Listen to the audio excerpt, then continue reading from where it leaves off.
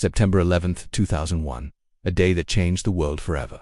We all remember where we were, the images of falling towers seared into our collective memory. But what most of us didn't see was the birth of a new kind of war, fought not on battlefields of sand and stone, but in the invisible realm of ones and zeros. This is the story of how 9/11s ignited a global cyber war, a conflict that rages on to this day. Before 9/11s, cyber threats were mostly the stuff of Hollywood movies. Hacking was seen as a nuisance, a digital prank pulled by mischievous teenagers in their parents' basements. The internet was still a relatively new frontier, a digital Wild West full of promise and possibility. National security was about planes, tanks, and ships.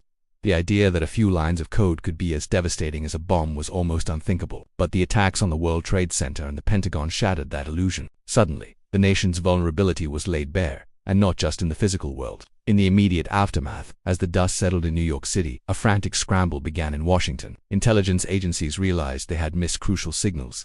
The 9/11's hijackers had used the internet to communicate, book flights, and research their targets. They operated in plain sight, using public library computers and anonymous email accounts. It was a terrifying wake-up call. The very openness of the internet, its greatest strength, had been turned into a weapon. The US government knew it was catastrophically unprepared for this new type of threat.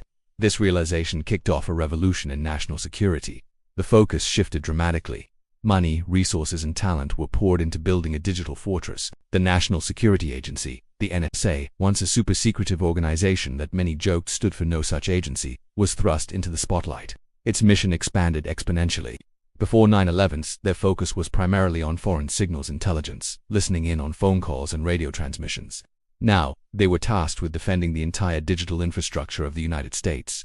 This was a monumental undertaking. They needed a new kind of soldier. Not the ones who storm beaches, but the ones who navigate firewalls. The government began a massive recruitment drive, looking for people with a very specific and until then, somewhat notorious skill set: hacking. The very same individuals who were once pursued by the FBI for breaking into corporate networks were now being courted for top-secret government jobs. The term ethical hacker entered the mainstream. These were the digital patriots, the cyber warriors who would use their powers for good, to find vulnerabilities in US systems before the enemy could exploit them.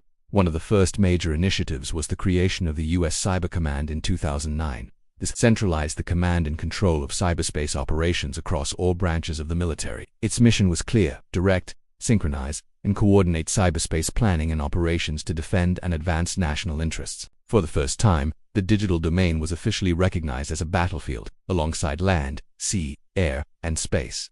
The military started training cyber units, running war games in virtual environments, and developing a new arsenal of digital weapons and defenses. But the US wasn't the only one building its cyber army. Adversaries were watching and learning. Countries like China and Russia saw the US's growing reliance on technology not as a strength, but as a critical weakness. They began investing heavily in their own cyber capabilities, not just for defense, but for offense. They started probing American networks, looking for weak points in critical infrastructure like power grids, financial systems, and transportation networks. The digital Cold War had begun. One of the most famous early examples of this new era was the Titan Rain attacks, which started around 2003. This was a series of coordinated cyber attacks on sensitive American computer systems at places like Lockheed Martin, Sandia, National Laboratories, and NASA. Investigators traced the attacks back to China.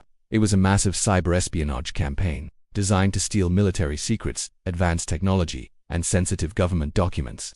It showed that the threat wasn't just about terrorism anymore. It was about nation-states engaged in a covert struggle for power and information. Then came the hackers, not affiliated with any government, but with their own agendas. Groups like Anonymous emerged from the chaotic forums of the internet, driven by ideology. They saw themselves as digital activists or hacktivists. They weren't trying to steal state secrets. They were trying to make a political statement. They launched denial-of-service attacks against government and corporate websites they deemed corrupt or oppressive. They leaked sensitive information to expose what they saw as wrongdoing. The battlefield was getting more crowded and chaotic. It was no longer just nation versus nation. It was a free-for-all. The legacy of 9/11s in cyberspace is profound and complex. On one hand, it forced the US and its allies to take cybersecurity seriously. It led to the creation of the defenses that protect our online banking, our power grid, and our communications every single day. The ethical hackers, recruited in the early 2000s, are now the leaders of a multi-billion-dollar cybersecurity industry. They are the ones developing the tools and techniques that keep us safe from a constant barrage of threats. We are, in many ways, more secure online because of the wake-up call that was 9/11s. However, there's a darker side to this legacy. The massive expansion of surveillance powers in the name of national security raised serious questions about privacy. The tools built to track terrorists could also be used to monitor ordinary citizens. The Snowden revelations in 2013 pulled back the curtain on the sheer scale of government surveillance, sparking a global debate about the balance between security and liberty. Where do we draw the line? How much freedom are we willing to give up for the promise of safety? This is a question we are still grappling with today. The cyber war that began after 9/11 is not over. In fact, it has only intensified. State-sponsored attacks, ransomware gangs holding hospitals hostage, disinformation campaigns designed to influence elections. These are the headlines we see every day.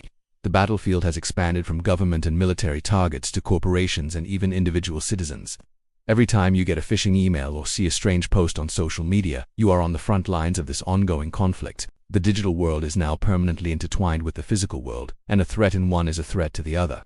So, the next time you log on, remember the hidden history of the internet. Remember that the relative safety we enjoy online was forged in the fire of a national tragedy. It was built by a generation of digital soldiers, the pioneers of cyber defense who answered the call when their country needed them most. The war they started fighting 2 decades ago continues, evolving with every new piece of technology. And in this war, we all have a role to play.